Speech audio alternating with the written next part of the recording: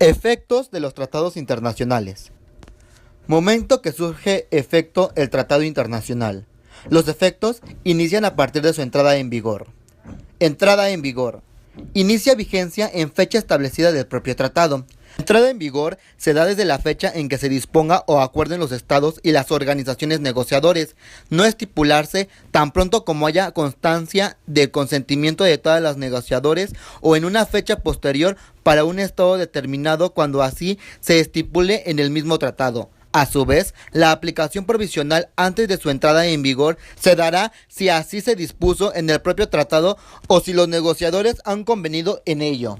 Vigencia del tratado no regulado. Si el tratado internacional no regula su iniciación de vigencia entre los estados celebrantes y se trata de un acuerdo internacional que no requiere ratificación, la vigencia iniciará en el momento de la firma del respectivo tratado internacional.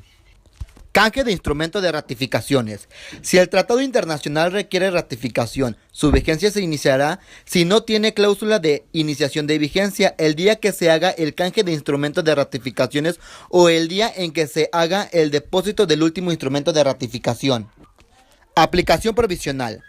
Un tratado o una parte de él se aplicará provisionalmente antes de su entrada en vigor, si el propio tratado así lo dispone o si los tratados negociadores han convenido en ello de otro modo. Exclusión de zonas territoriales con autonomía. Si un estado se encuentra subdividido internamente en subunidades, sin embargo, la aplicación geográfica del tratado puede no ser necesariamente coextensiva con la soberanía territorial de dicho estado. Cláusula de la nación más favorecida. La cláusula de la nación más favorecida se instrumentó con el Acuerdo General sobre los Aranceles Aduaneros y Comercio, GATT, de tal forma que en el artículo primero se afirma que cualquier ventaja, favor, privilegio o inmunidad concebido por una parte contratante a un producto originario de otro país o destinado a él, será concedido inmediata e incondicionalmente a todo producto similar originario de todos los territorios de todas las demás partes contratantes o haya destinado. Esta es una cláusula en cuya virtud dos estados se obligan a otorgarse recíprocamente el tratado más favorable que den a terceros estados. De esta manera, si en virtud de un tratado posterior con un tercer estado se establece un beneficio a favor de este, tal beneficio ha de alcanzar el estado con el que rige la cláusula de la nación más favorable. Tratado provisionalmente. La aplicación provisional de un tratado puede plantarse cuando los estados han alcanzado acuerdos de gran sensibilidad política y buscan generar la confianza que permite evitar que, durante el proceso de ratificación, las partes contratantes lleguen a cambiar de opinión respecto de su intención de conseguir la entrada en vigor del tratado que se trate. Ejemplo: protocolo sobre la aplicación provisional de ciertas disposiciones del Tratado de las Fuerzas Armadas Convencionales de Europa de 1990. Efectos de la ratificación.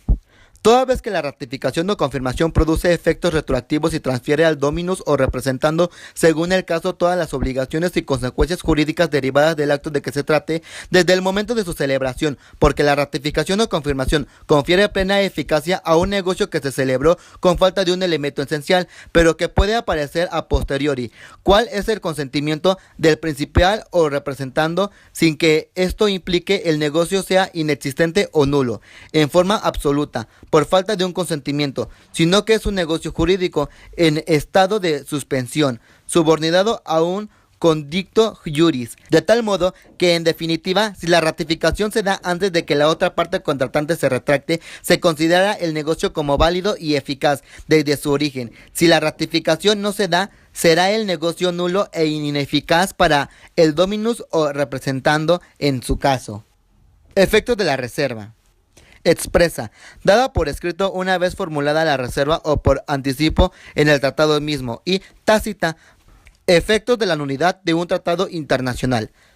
La manifestación del consentimiento de un estado en obligarse por un tratado que haya sido obtenida por coacción sobre su representante mediante actos o amenazas dirigidos contra él carecerá de todo efecto jurídico.